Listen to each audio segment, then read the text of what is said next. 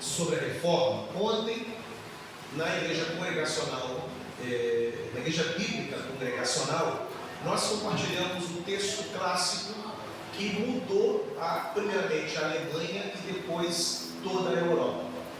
O texto o texto da carta aos Romanos, capítulo 1, versos 16 ao verso 17. Os dois versículos que profundamente impactaram Lutero, quando Lutero lecionava na Universidade de Wittenberg, os seus alunos lecionavam teologia, e ali está escrito que o Evangelho se revela de fé em fé, como está escrito, o justo viverá pela fé.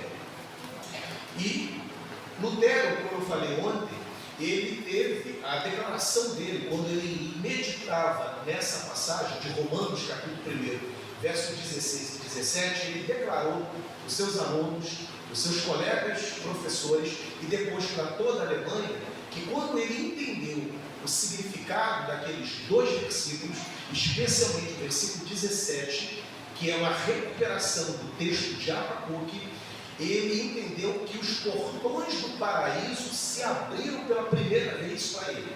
Isso é uma frase famosa de Lutero. Eu entendi que os portões do paraíso se abriram para mim. Porque Lutero entendeu, à luz desse texto, que o Evangelho, primeiro, era o poder de Deus. Segundo, ele entendeu que o Evangelho salvava. Terceiro, Lutero entendeu que o Evangelho não excluía ninguém, era eficaz para o judeu e para o grego, ou seja, era eficaz a pregação para todo o homem, toda a mulher, em qualquer lugar. Ele também entendeu, em quarto lugar, que no Evangelho a justiça de Deus se cumpria e que para receber essas bênçãos do Evangelho era necessário apenas a fé. Então Lutero compreendeu em Romanos 1, 16 e 17 essas 5 verdades que foram compartilhadas hoje. O Evangelho é o poder de Deus, o Evangelho salva, o Evangelho não exclui ninguém, é eficaz para o judeu e para o grego, para qualquer homem, qualquer mulher, em qualquer lugar, que no Evangelho se cumpre a justiça de Deus e finalmente que o Evangelho, para receber as bênçãos do Evangelho, é necessário apenas a fé. Então é isso que Lutero entendeu quando ele, de forma entusiasmada, compartilhou as descobertas baseadas na carta aos Romanos. E nessa noite de hoje, eu quero falar de um tema que todo brasileiro, principalmente evangélicos e principalmente de alguns segmentos, gosta. Eu quero falar, com a licença do pastor, eu quero falar de bênção.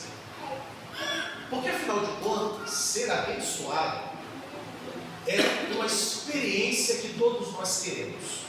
Todos querem ser abençoados e todos almejam ser abençoados. Mas o que significou na época da Reforma ser abençoado? O que um homem medieval europeu da época de Lutero, da época de Calvino, da época de Zwingli, os grandes reformadores, o que eles entendiam na chave religiosa deles da época, o que significava ser abençoado? E mais do que isso, o que precisava fazer para ser abençoado? Muitos hoje no Brasil evangélico também acredita que para ser abençoado é necessário acessar certas condutas, atender certos procedimentos para ser abençoado. Aliás, do lado reformado, do lado protestante, das igrejas históricas, um certo pudor em falar em bênção, como se não devemos falar de bênção, porque não queremos ser confundidos com aqueles que buscam bênçãos. Parece até que falar em bênção é algo mundano, carnal, pecaminoso. Parece até que bênção não é um tema bíblico. Parece até que pensar em oração, nos expedientes litúrgicos, na realidade espiritual é a única realidade possível e não devemos falar de bênção jamais. Eu pergunto aos irmãos, é razoável isso? É bíblico esse nosso decoro. Afinal de contas, existe ou não uma prosperidade? A prosperidade é um tema ligado somente aos neopentecostais, ou a prosperidade ela é bíblica?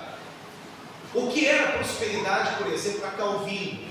Por exemplo, uma questão que a gente pode colocar: os países protestantes, não por coincidência, estão arrolados entre os países mais ricos do mundo, os mais industrializados, de economia de mercado pujante, países prósperos, países com altíssimo nível educacional. Seria isso o resultado apenas de políticos competentes que empregaram seus conhecimentos técnicos na área da economia? Ou teria uma outra explicação, o êxito da Europa protestante, o êxito do Canadá, o êxito dos Estados Unidos, da Austrália anglicana, por sinal, da Nova Zelândia anglicana, da Coreia do Sul, um país asiático, que está entre os países mais ricos e de altíssimo nível tecnológico do mundo. Eu pergunto, há uma prosperidade mesmo? Ou a prosperidade, bênção, é um tema que a gente não deve sequer se preocupar? E o que era prosperidade para o homem medieval? Antes de ler o texto, para a gente poder discorrer sobre isso, eu quero lembrar que na época da Reforma, século XVI, portanto, o homem compreendia que ser abençoado era o homem que ganhava pontos com Deus. Era o homem que se esforçava para obter o favor de Deus. Lutero, citado ontem, ele era um desses homens. Ele acreditava piamente que para obter o favor divino, ele precisava, por exemplo, praticar penitências, presente na missa, extremamente obediente ao padre, às orientações católicas, à aquisição de relíquias. Claro que a aquisição de relíquias só os ricos conseguiam obter, era muito caro. E interessante que entre as relíquias você tinha coisas muito interessantes, por exemplo, fragmentos da cruz de Cristo, galhos que sobraram da sarça ardente da época de Moisés, essa é boa, leite do peito de Santa Maria, era leite em pó, só possível, do século I até o século XVI, só se fosse leite em pó. E acreditava que tinha leite de Maria, do bendito peito que amamentou Jesus, era relíquia, se comprava a peso de ouro e acreditava que era abençoado. A relíquia, ela conferia mérito, que é um termo muito interessante dentro da Igreja Católica medieval. Obtinha-se mérito quando se comprava uma relíquia. E tinha principalmente, falei isso também, as indulgências, que eram documentos, cartas papais, enviados, pregadas, anunciadas nas missas, e você podia comprar uma carta indulgenciária. E com aquela carta havia uma bênção ali, uma promessa de que o seu tempo no purgatório seria abreviado. A indulgência não te aliviava, te livrava do purgatório, não. Abreviava o tempo, diminuía o tempo do sofrimento. E muita soma de dinheiro era depositado no cofre da Igreja Católica. E detalhe, quando eu menciono a Igreja Católica nesse contexto, eu cito com extremo respeito, mas apenas na perspectiva histórica. Era isso que realmente ela ensinava. Nesse momento, não faço aqui juízo de valor. O que eu faço é discorrer um aspecto factual da história. Era isso que a Igreja Católica ensinava de fato. Mas o que é ser um homem abençoado?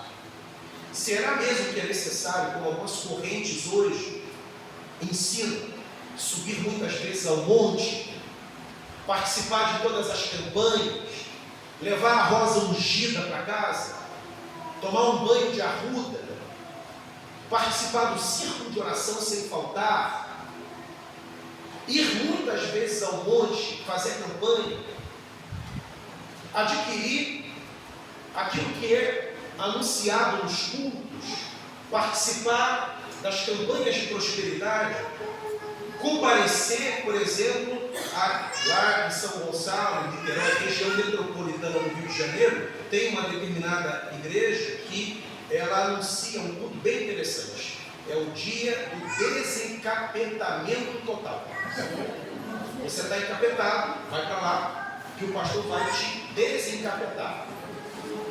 E tem um dia especial, que é o dia do desencapetamento total. Qualquer tipo de capetagem ele bota lá fora. E tem gente que acredita que para ser abençoado, desencapetado, tem que ir naquele culto. Eu conversei uma vez com uma senhora, e detalhe, cito com respeito, porque me coloco no lugar dela. Uma senhora piedosa, mulher de oração, separa as coisas, né? Uma coisa é o equívoco teológico, outra coisa é a sinceridade de muitos irmãos neopentecostais. Meu sogro era pentecostal. Meu sogro era arminiano, ministro das Assembleias de Deus e um dos melhores evangelistas que eu conheci.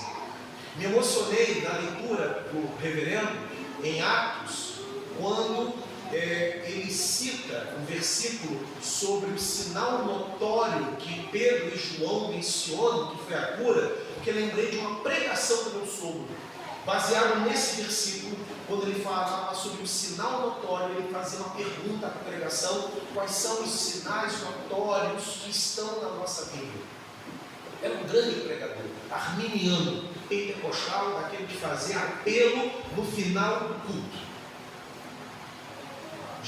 Discordávamos na teologia, mas eu amava a piedade. Acordava 4h30 da manhã para orar.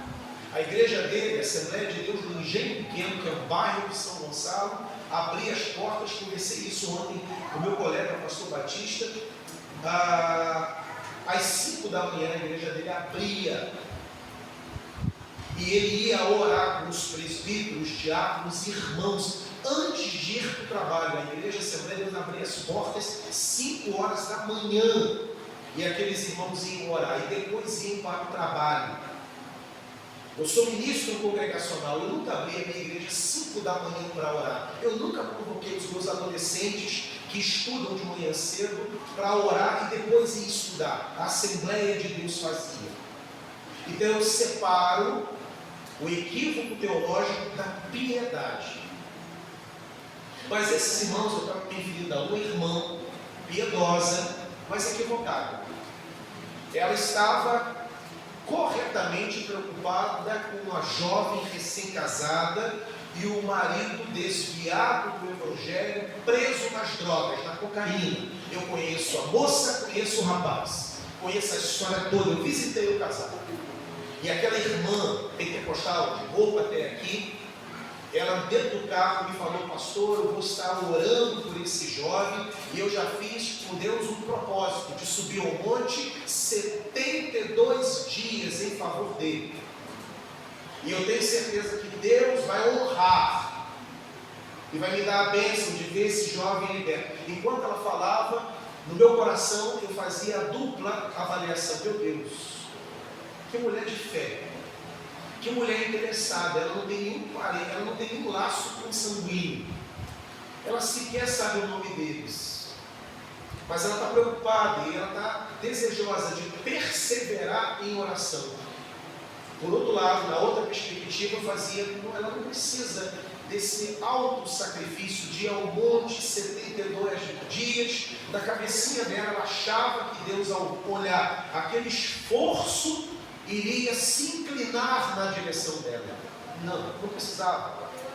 Mas eu respeito, como eu disse, a piedade, e separo, distancio o equívoco bíblico. O que é ser abençoado? Irmãos neopentecostais, irmãos pentecostais acham que é participar de círculos, obedecer inequivocamente o pastor, porque afinal de contas ele é o ungido do Senhor. Ele não pode ser contestado. Então o que ele falou está falado, ainda que seja um absurdo. Então eles acreditam que se eu tiver uma série de condutas, eu vou ganhar pontos com Deus e serei abençoado. Por outro lado, nós os reformados, como eu disse, parece que a gente tem ojeriza a bênção. Falar em bênção, se for bênção material, então é proibido falar. A gente não fala de dinheiro nas nossas igrejas, por causa do decoro e da distância quilométrica que queremos ter desses grupos. Mas eu pergunto, existem ou não existem bênçãos que Deus quer dar? Para isso a gente precisa abrir a carta de Paulo aos Romanos, carta de Paulo aos Efésios, e compreender essa temática da bênção. E eu convido toda a igreja, portanto, a ler junto comigo e depois termos o tempo de exposição. Carta de Paulo aos Efésios, capítulo 1, a partir do verso de número 3, que diz assim: Bendito Deus e Pai de nosso Senhor Jesus Cristo, que nos abençoou com toda sorte de bênçãos. Vou repetir. Bendito Deus e Pai de nosso Senhor Jesus Cristo, que nos tem abençoado com toda a sorte de bênção espiritual nas regiões celestiais em Cristo Jesus, assim como nos elegeu nele antes da fundação do mundo, para sermos santos e irrepreensíveis perante ele, e em amor nos predestinou para ele, para a adoção de filhos, por meio de Jesus Cristo, segundo o beneplácito de sua vontade, para louvor da glória da sua graça, que ele nos concedeu gratuitamente no amado, no qual temos a redenção pelo seu sangue, a remissão dos pecados segundo a riqueza da sua graça, que Deus derramou abundantemente sobre nós em toda sabedoria e prudência, desvendando-nos o mistério de sua vontade, segundo o beneplácito que propusera em Cristo, de fazer convergir nele, na dispensação da plenitude dos tempos, todas as coisas, tanto as do céu como as da terra.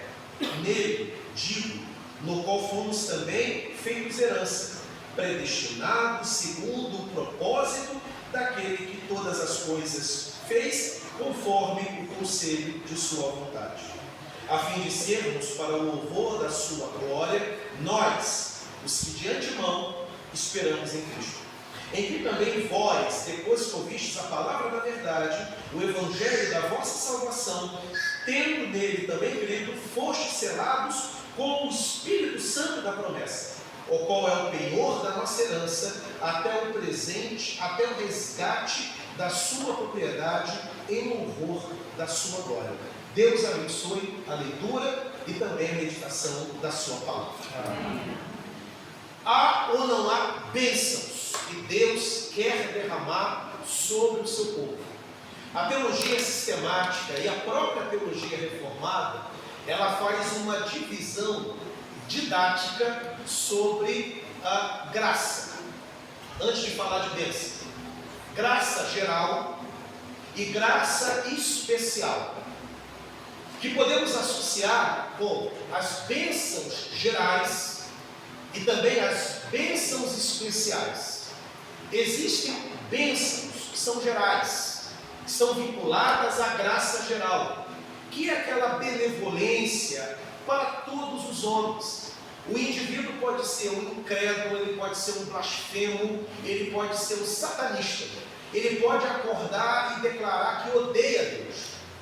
Há bênçãos que ele recebe, a própria vida, o próprio coração que bate, que pulsa no seu peito, o sangue que circula nas suas artérias, o ar que ele respira, o fato dele casar e amar uma mulher e uma mulher lhe amar, a bênção da paternidade, de filhos saudáveis, o acordar e conseguir se levantar da cama, a autonomia física, o tomar um banho, o ir para o trabalho, pagar as contas, fruto do seu labor, o empreendimento, as relações sociais, o fato de ter mãe, pai, irmãos, amigos, o fato de ter saúde, o fato de conseguir pagar as contas, mandar os filhos para o colégio, pagar a faculdade, ter comida na mesa, ter um teto onde ele mora. Isso são bênçãos que Deus concede a todos os homens, independente se são crentes ou não. São bênçãos gerais. Estão vinculadas ao que nós chamamos de graça geral. É aquela graça dispensada sobre todas as criaturas de forma indistinta. Mas há uma graça especial. Há uma maneira especial de Deus se relacionar com um determinado segmento da humanidade. E esse segmento que Deus se relaciona são aqueles que são seus filhos, os regenerados, aqueles que foram alcançados pela graça, que confessaram seus pecados diante do Senhor e tornaram-se, por causa de Jesus, filhos de Deus.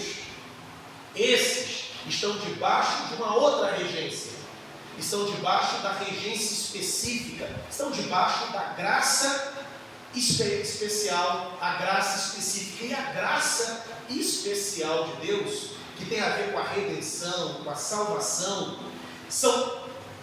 é essa graça a fonte de onde parte determinadas bênçãos que são derramadas somente sobre esse segmento. Há bênçãos que são para todos os homens, mas existem bênçãos que são específicas, que Deus vai dar, outorgar, entregar de forma graciosa, misericordiosa para alguns. Que bênçãos são essas? Que bênçãos especiais são essas? Que nem todo mundo tem, nem todo mundo desfruta. Alguns sim, outros não.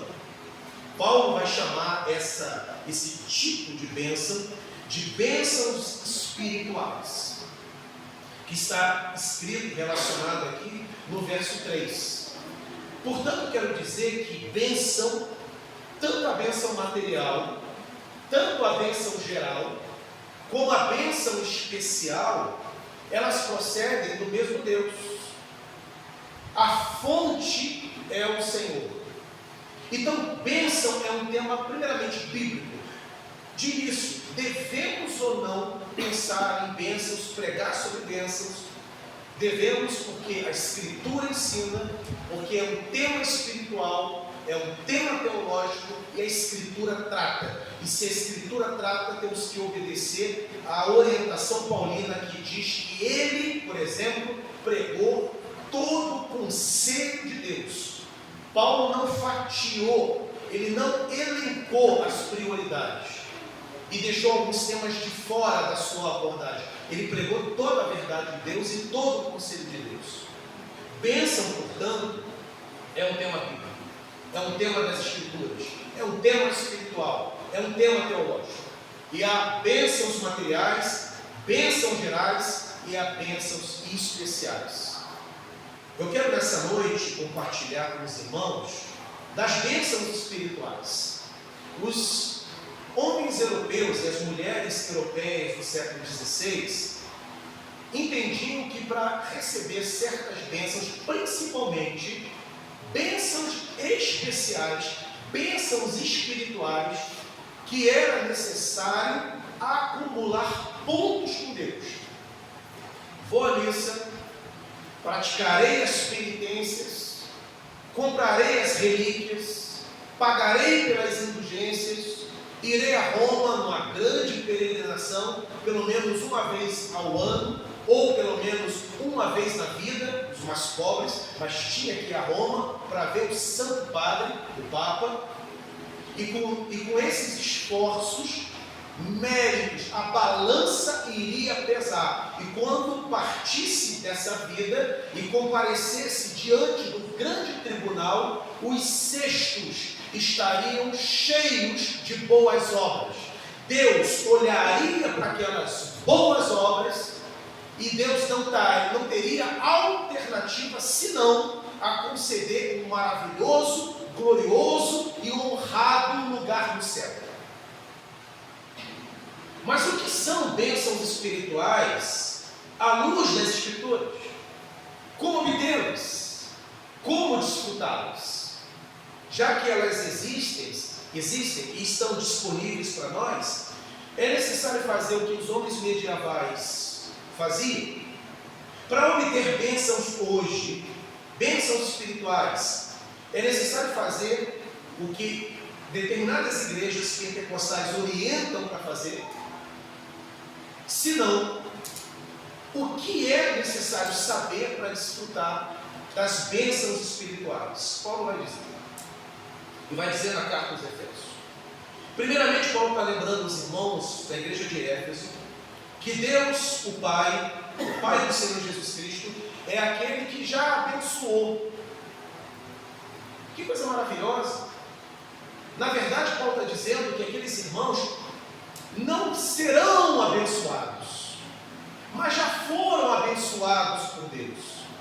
E já foram abençoados nas regiões celestiais, em Cristo Jesus, não com algumas bênçãos espirituais, mas com todas as bênçãos disponíveis. Todas as bênçãos espirituais já foram derramadas para o povo de Deus. Mas que bênçãos são estas? Paulo vai explicar cada uma delas nesses versículos que nós meditamos aqui. Primeiramente, Paulo vai dizer que a primeira grande bênção espiritual concedida está lá no verso 4. Ele nos escolheu nele, antes da fundação do mundo, para sermos santos e irrepreensíveis perante ele. A primeira bênção que Paulo está acabando de explicar para a igreja de Éfeso. Deus nos escolheu, Deus nos elegeu, Deus olhou para nós e viu diante dele pecadores que não mereciam o olhar dele, não mereciam a audição dele, não mereciam a atenção dele, não mereciam a bênção dele, não mereciam o favor dele, as misericórdias dele, mas ele, de forma misteriosa, baseado em Cristo, enviado antes da fundação do mundo, ou seja, não foi baseado em nada que eu tenha feito. Eu e você não somos capazes de atrair a atenção de Deus. O olhar dele para nós é um gesto de misericórdia, é um gesto de benevolência, é um favor, não é uma obrigação. Ele então decidiu nos chamar à sua presença, ele nos escolheu para sermos filhos dele. E Paulo está dizendo que essa eleição, que essa escolha divina, é a primeira grande bênção espiritual que Deus concede aos homens. O fato de termos sido eleitos, o fato de termos sido escolhidos. E essa escolha foi uma escolha antes da fundação do mundo e baseado tão somente em Cristo. Não foi nada que eu fiz ou deixei de fazer, não foi a minha conduta, o meu comportamento, a minha palavra, o meu interesse por ele, não. Até porque quem primeiramente se interessou nessa relação entre nós e Deus, Deus foi o primeiro a se interessar. Lá no Éden, quando Adão e Eva caem em pecado, o texto é claro. Deus, na viração do dia, visita o Éden. E é Ele quem dirige a palavra a Adão, dizendo: onde estás? É Ele quem procura Adão. A reação de Adão é uma reação temerosa, porque havia acabado de perder a comunhão com Deus, porque desobedeceu, transgrediu a lei de Deus, quando Deus determinou que ele não comesse o fruto que geraria conhecimento do bem e do mal, e ele comeu juntamente com a sua mulher. Fica envergonhado, a noção de pecaminosidade toma conta, se enxerga nu, ganha uma convicção de pecado, de distanciamento em relação à santidade de Deus, e quando Deus invade o jardim, ele tem medo. Antes ele tinha prazer naquela visita, prazer naquela conversa, agora ele tem medo do Criador, ele tem medo do Senhor. Olha Lutero aí. Lutero tinha pavor de Deus, medo de Deus. Tudo Lutero queria fazer para aplacar a ira divina. E toda penitência, autoflagelo, se martirizava, obedecia riscamente, excedia, tentava exceder em boas condutas e obras, porque ele tinha pavor de Deus. Eu tenho que aplacar a ira dele contra mim. Quando Deus visita o Éden, a reação de Adão é se esconder entre os arbustos. É Deus quem se dirige a ele e diz: onde estás? É Deus que provoca o diálogo. Foi assim conosco. Um dia a palavra de Deus foi na sua direção. Alguém pregou, distribuiu um versículo, te convidou para o culto, você ouviu uma mensagem no rádio, ouviu uma canção que estremeceu o teu coração. De alguma maneira Deus foi lá, te alcançou e te trouxe. Essa é a primeira bênção, porque se Deus não fizesse esse movimento na nossa direção, nenhum de nós ia querer absolutamente nada com Ele, porque a natureza humana é uma natureza hostil à santidade de Deus. Nós não queremos nada com Deus, nós não queremos orar. Até crentes têm luta para orar, crentes que amam a Deus, que já foram regenerados, que vão para o céu, que já estão sensibilizados pela presença do Espírito, têm dificuldade de sistematicamente e de forma disciplinada, diariamente, ler a Escritura. Às vezes o culto é enfadonho para um crente, e é um crente verdadeiro, genuíno, ele vai para o céu, ele ama Jesus.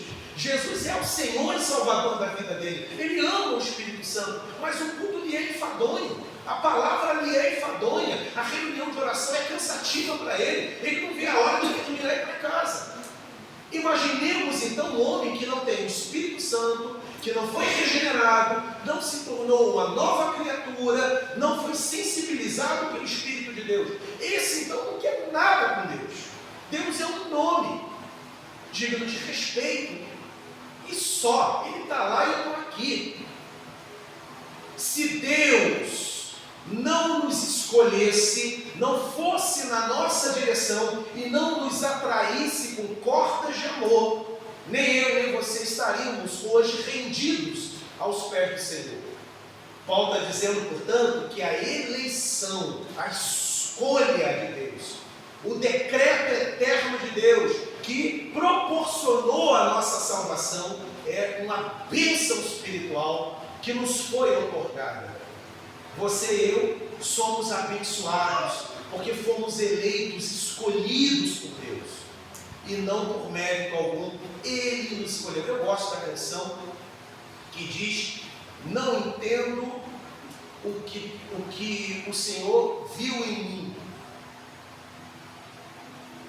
Ó Senhor, eu não sou o que deveria ser. Eu não entendo, eu sinceramente também não entendo por que Deus me escolheu. Eu tenho 32 anos na presença do Senhor, que eu sirvo ao Senhor. 32 anos, e eu fico pensando: Senhor, eu não me escolheria, porque eu não sou o crente que eu deveria ser.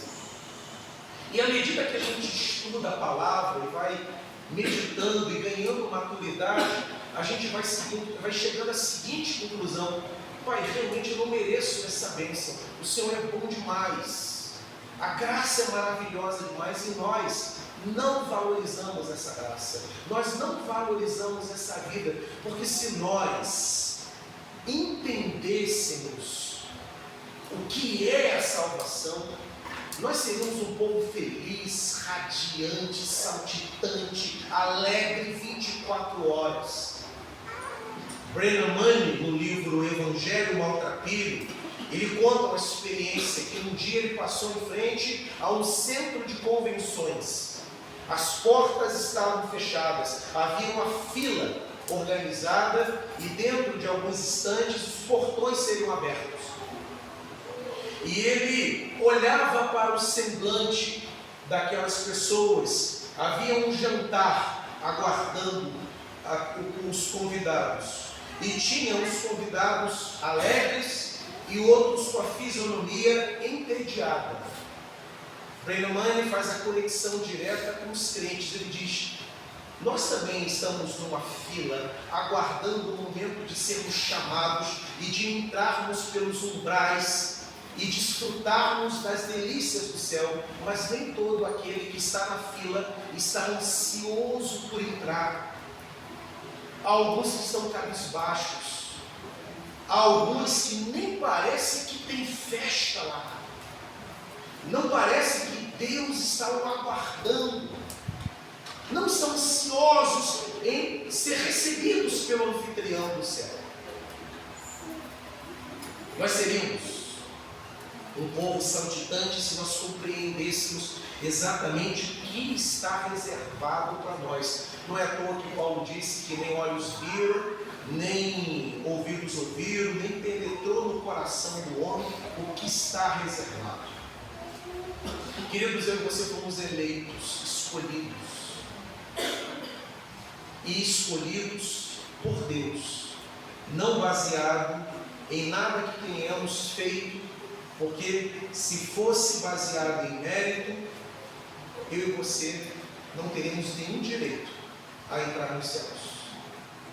Mas graças a Deus que não dependeu de nós e nem dependeu única e exclusivamente do Senhor Jesus Cristo, que entregou sua vida e entregando o seu corpo e derramando o seu sangue na cruz do Calvário.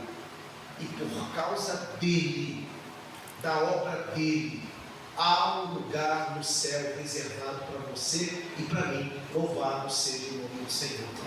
É uma bênção espiritual. Fomos eleitos. Segunda bênção espiritual. Paulo vai dizer que não só ele nos elegeu, mas no verso 5 vai dizer que também ele nos predestinou para ele, nos predestinou para Cristo, para sermos adotados como filhos, por meio de Jesus. Não só fomos eleitos, mas fomos predestinados.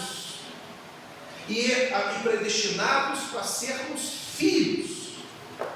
Eu e você somos filhos por causa de Cristo. E Ele nos conduziu, Ele nos predestinou. E quando Ele nos predestinou por causa de Jesus.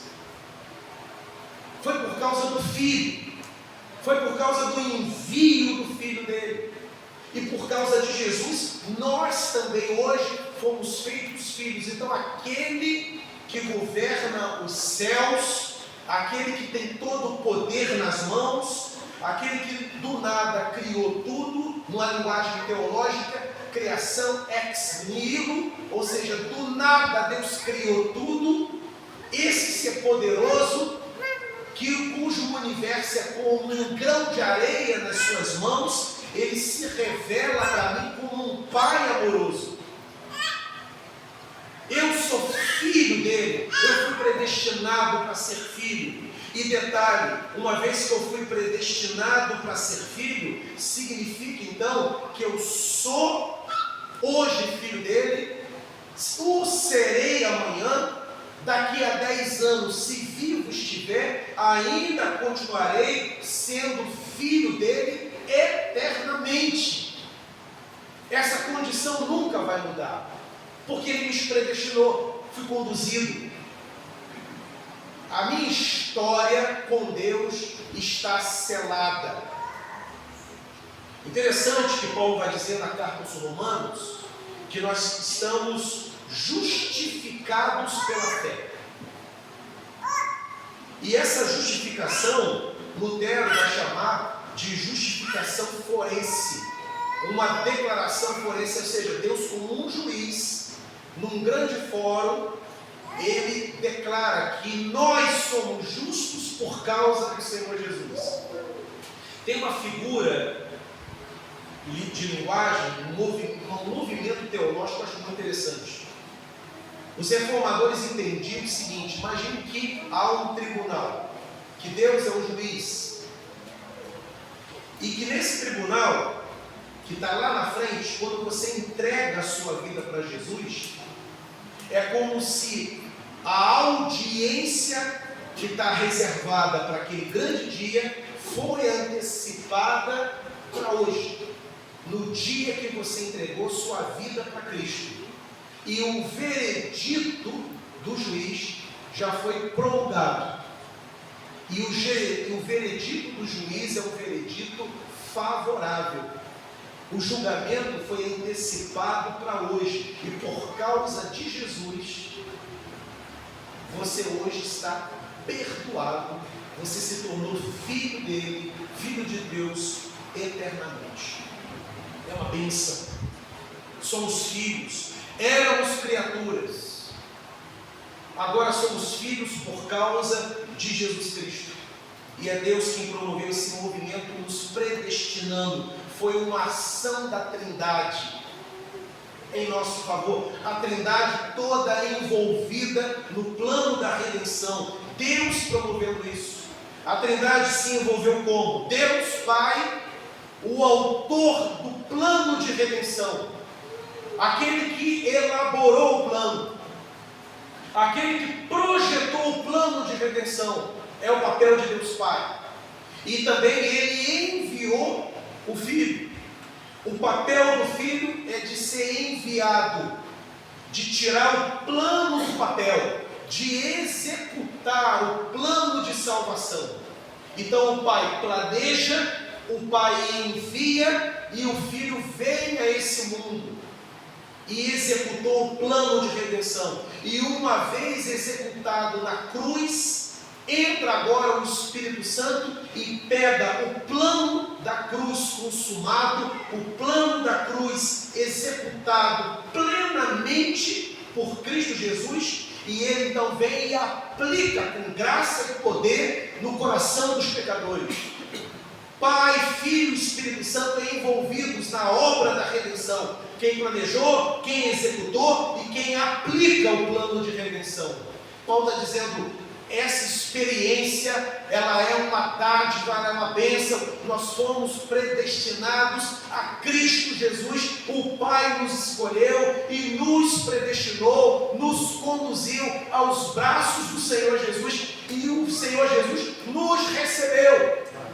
E ao nos receber, Ele nos conduziu ao Pai, nos apresentou ao Pai, dizendo, Pai, eis aqueles que eu vim buscar, eis aqueles por quem eu morri, eis aqueles pelos quais eu derramei o meu sangue, eu não perdi nenhum deles de vista, todos estão aqui, cada uma das ovelhas que eu fui buscar, eu trouxe, eu tirei das garras de Satanás, eu dei vida a eles, e eles estão aqui, eu entrego ao Senhor hoje, fomos entregues, estamos diante de Deus Pai, é uma bênção espiritual, mas Paulo vai avançar, ele vai falar de uma terceira bênção, ele vai dizer lá no verso 7, depois de ter falado da eleição e da predestinação, Paulo também vai dizer, no qual, em Cristo, no qual temos a redenção pelo seu sangue, a remissão dos pecados, segundo a riqueza da sua graça. Aqui no verso 7, Paulo está falando aqui de uma terceira bênção espiritual. E aqui Paulo faz uma construção muito bonita, uma construção teológica. Ele fala do plano de redenção e ele fala da remissão do sangue. Plano de redenção envolve toda a obra da redenção, toda a obra da salvação, que envolve a elaboração desse projeto, a iniciativa do Pai, o envio do Filho, o nascimento virginal de Jesus, a sua vida de 33 anos em terra, incorruptível, sem nunca ter pecado, a sua missão como taumaturgo, como alguém que realizava milagres, que curava enfermos, envolve a cruz, discipulado, pregação, envolve a sua morte, envolve sua ressurreição, envolve a sua ascensão e o seu retorno com poder e grande glória em determinado dia da história. Isso é o plano de redenção. Mas há uma bênção específica dentro do plano de redenção que Paulo se refere. Ele se refere aqui à remissão dos pecados, ou seja, ao ato específico de Cristo perdoar pecados. E meu querido e minha querida, que bênção espiritual é o perdão dos pecados, porque o pecado é o grande problema da humanidade. Por causa do pecado, o mundo jaz no maligno. Por causa do pecado, há disfuncionalidade em nós. Por causa do pecado, os nossos lares são disfuncionais. Por causa do pecado, existe ódio, existe mágoa, existe falta de perdão dentro do nosso coração. Por causa do pecado, odiamos o nosso semelhante, nos levantamos contra ele. Por causa do pecado, existe assassinato no mundo. Por causa do pecado, existe suicídio. Por causa do pecado, crianças são alvo de pedófilos. Por causa do pecado, filhos espancam os próprios pais da velhice, que deveriam protegê-los, amá-los, cuidá-los, honrá-los. Por causa do pecado, uma cuidadora de uma idosa é capaz de maltratá-la, de agredi-la, de até mesmo matá-la, de asfixiá-la. Por causa do pecado, políticos desviam recursos e condenando pessoas à miséria. O pecado é o grande problema, o pecado é o que separa o homem de Deus. A falta de comunhão, de comunicação, de interação com Deus é por causa do pecado. É um abismo que era intransponível, insuperável. É o grande problema. Reverendo Fábio Simões, ministro congregacional, ele tem uma frase interessante, eu concordo plenamente, ele diz assim: nada para o crente. Desemprego não para o crente. Desemprego não tira o crente da igreja. Crise não tira o crente da igreja. Problemas não tiram. Enfermidade, às vezes na enfermidade é quando o crente mais se aproxima do Senhor, é quando ele mais ora. Eu conversei com o reverendo Zé Milton, falando que 8 anos eu orei pela minha mãe, 8 anos. E ela não se enxergava pecadora, não se enxergava necessitada de Cristo, até que ela enfrentou um câncer de intestino, que dizimou a sua vida em 4 meses. Período esse em que ela foi evangelizada, em que ela se rendeu, entregou o coração para Jesus, e no dia da sua entrega disse com a sua boca: eu quero que Jesus perdoe os meus pecados. Pecado que ela disse nunca ter. Então concordo com o reverendo Fábio Simões: enfermidade não separa crente da igreja, não tira o crente dos caminhos do Senhor. Agora, tem uma influência, existe uma força. Detalhe, o diabo também não tira a crente da igreja.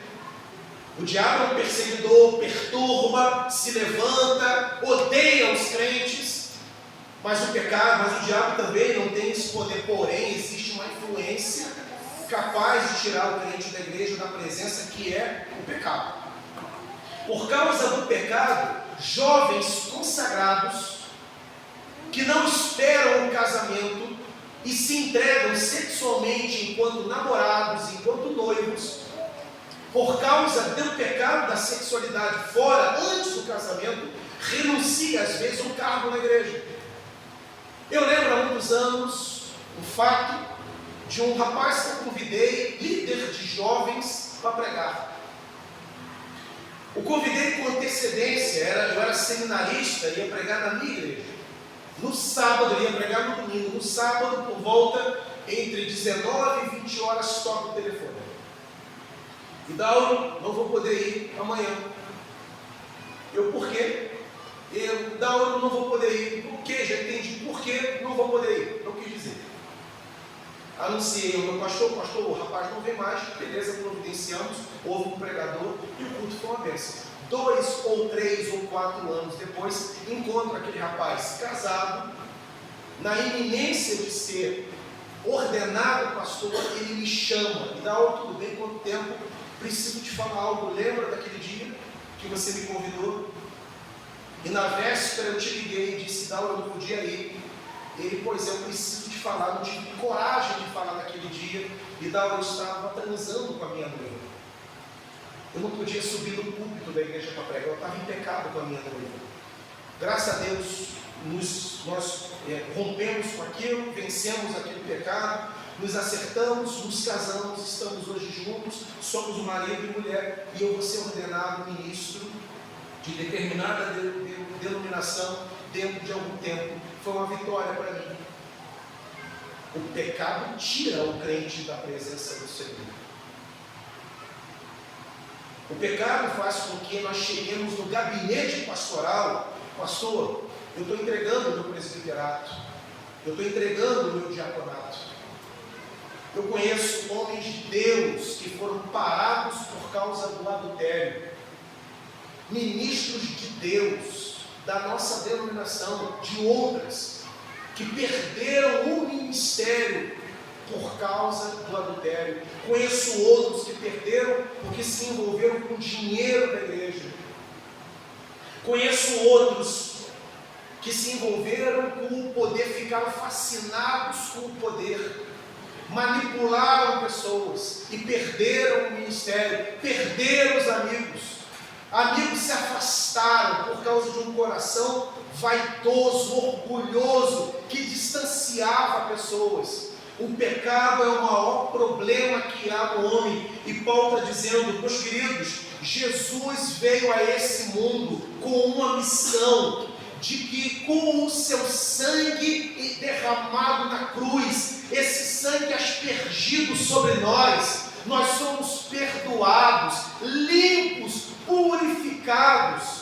E por causa da limpeza que o sangue de Jesus nos faz, nós podemos agora desfrutar de uma profunda, de uma plena relação com Deus. É uma bênção. Se não fosse o sangue de Jesus, nós não conseguiríamos nos relacionar com Deus Pai. Porque, querido, por mais que eu e você fizéssemos o impossível para agradar a Deus, quando chegássemos lá, Ele olharia para nós e continuaria vendo um pecador corrompido, maculado, porque não há obra suficientemente grande, boa, capaz de convencer Deus e capaz de melhorar a nossa condição perante Deus. O único que nos aperfeiçoa, o único que nos coloca em condições diante de Deus e chamá-lo de Pai, e Ele nos ouve, é o Senhor Jesus Cristo. E através do seu sangue, o meu e o teu pecado foi perdoado. Louvado seja o nome do Senhor. É uma dádiva, é uma bênção. E tem crente dizendo: Senhor, eu quero tanto ser abençoado pelo Senhor, tantas pessoas sendo abençoadas e eu não sou. Como assim? Já tem 3 bênçãos aqui relacionadas. Fomos escolhidos por Deus, fomos predestinados na direção de Jesus e fomos perdoados. E por causa do perdão, por causa do sangue de Jesus, temos acesso direto ao trono de Deus. Eu e você estamos perdoados. Paulo vai falar de uma 4ª bênção espiritual. Estou caminhando para o fim.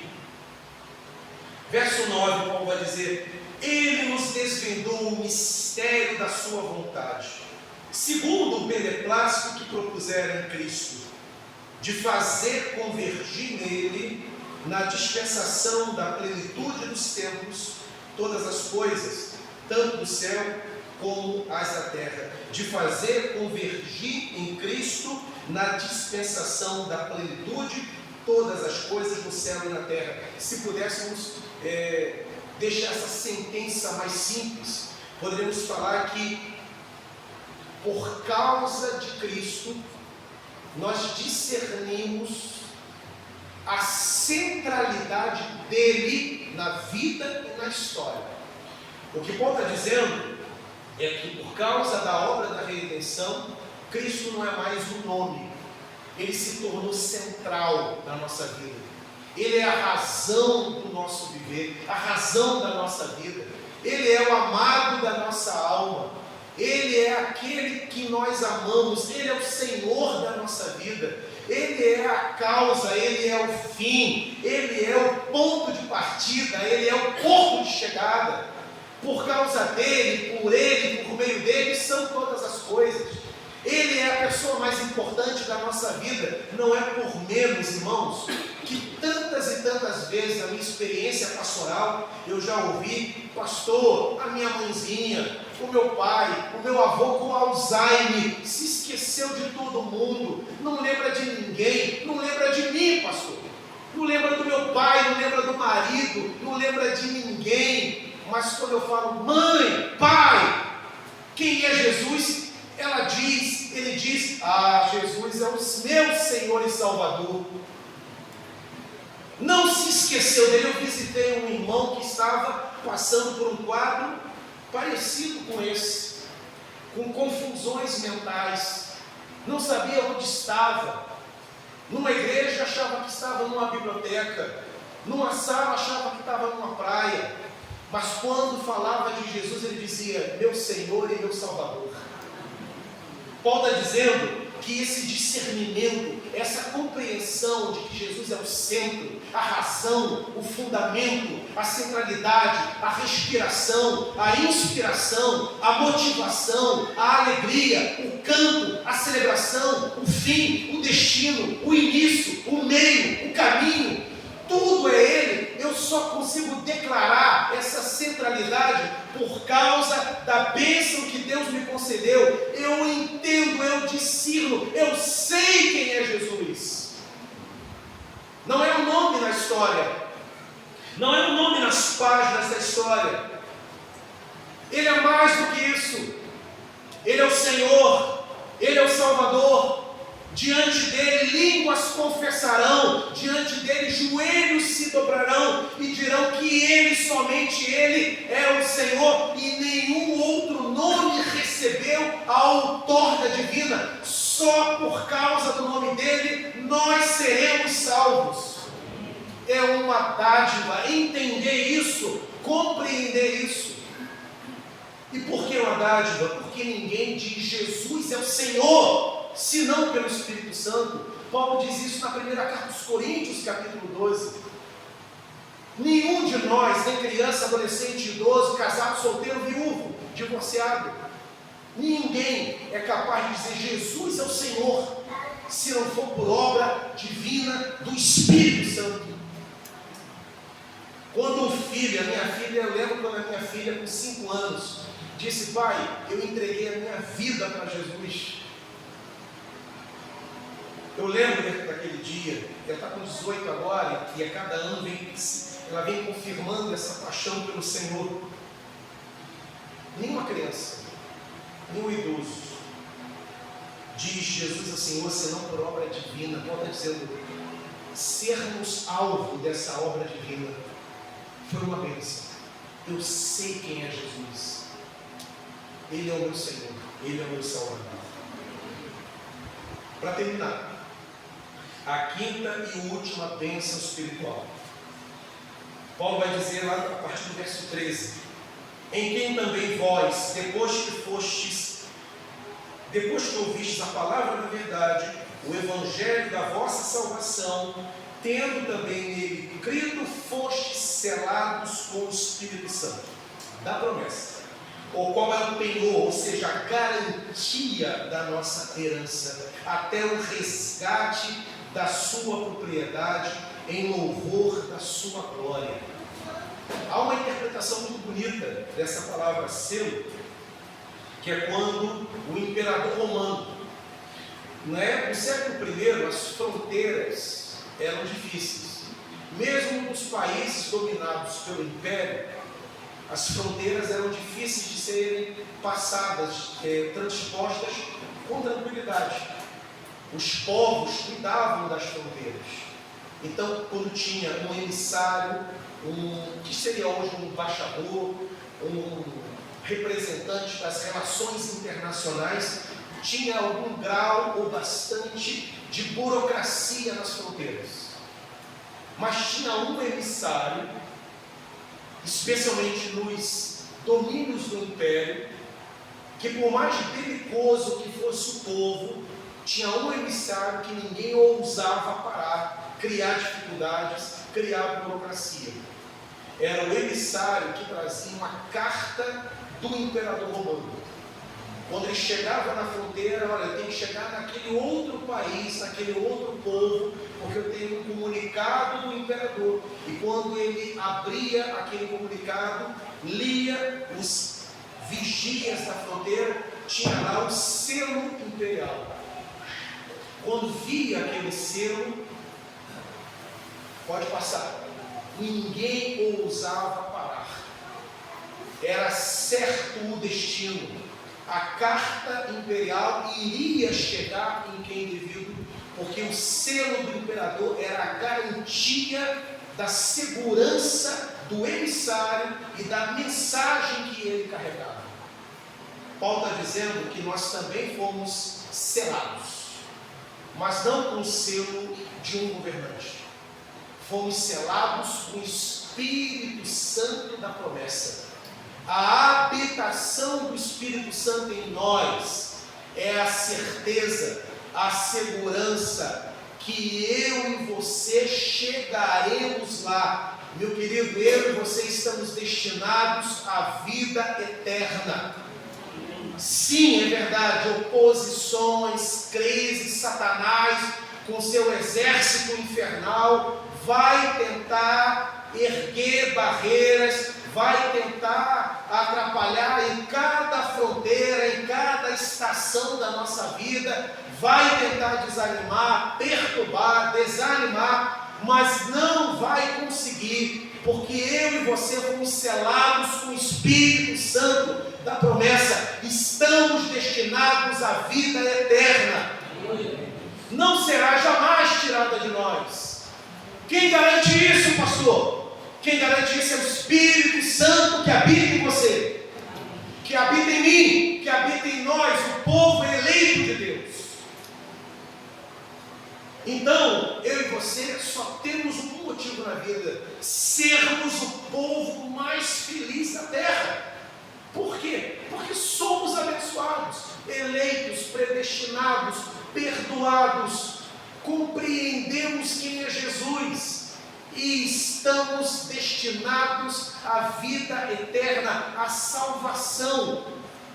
Então, não tem mesmo espaço para tristeza, para melancolia.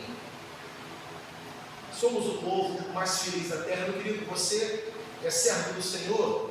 Eu quero que você volte para casa com uma certeza: eu e você somos mais do que vencedores por meio daquele que nos amou. Eu e você somos mais do que abençoados, somos o povo mais abençoado que pisa sobre a face da terra. Todas as bênçãos espirituais. Que detalhe, aqui eu termino mesmo. Essas bênçãos não estão flutuando, e o mais esperto, o mais capaz, pega, captura a bênção, toma posse da bênção. Não.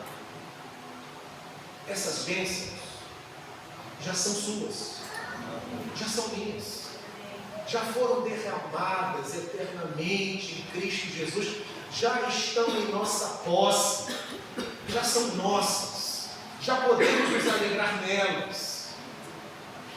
E as bênçãos materiais, pastor? As bênçãos materiais, Deus a cada dia está nos dando, cada dia está derramando sobre nós. Somos mais do que vencedores por meio daquele que nos amou. Eu quero concluir com a leitura da carta aos Romanos, capítulo 8. Baseado em tudo que nós ouvimos nessa noite, Romanos, capítulo 8. Para concluir, como uma espécie de doxologia. Capítulo 8, a partir do verso 31. Fiquemos de pé, peço autorização do pastor para solicitar que a igreja fique de pé nesse momento, e assim estarei concluindo. Romanos capítulo 8, a partir do verso 31. Que diremos, pois, nós à vista destas coisas? Se Deus é por nós, quem será contra nós? Aquele que não poupou o seu próprio filho, antes por todos nós o entregou, porventura não nos dará graciosamente com ele todas as coisas? Quem intentará acusação contra os eleitos de Deus? É Deus quem os justifica. Quem os condenará? É Cristo Jesus quem morreu, ou antes quem ressuscitou, o qual está à direita de Deus e também intercede por nós? Quem nos separará do amor de Cristo? Será tribulação, ou angústia, ou perseguição, ou fome, ou nudez, ou perigo, ou a espada? Como está escrito, por amor de ti, somos entregues à morte o dia todo, e fomos considerados como ovelhas para o matadouro. Em todas estas coisas, porém, somos mais do que vencedores por meio daquele que nos amou, porque eu estou bem certo que nem a morte, nem a vida, nem os anjos, nem os principados, nem as coisas do presente, nem do porvir, nem os poderes, nem a altura, nem a profundidade, nem qualquer outra criatura poderá separar-nos do amor de Deus que está em Cristo Jesus, nosso Senhor. Louvado seja o nome do Senhor Jesus, o Cordeiro eterno de Deus, o Cristo ressurreto e glorificado. Louvado seja o nome dele. Amém e amém, Senhor.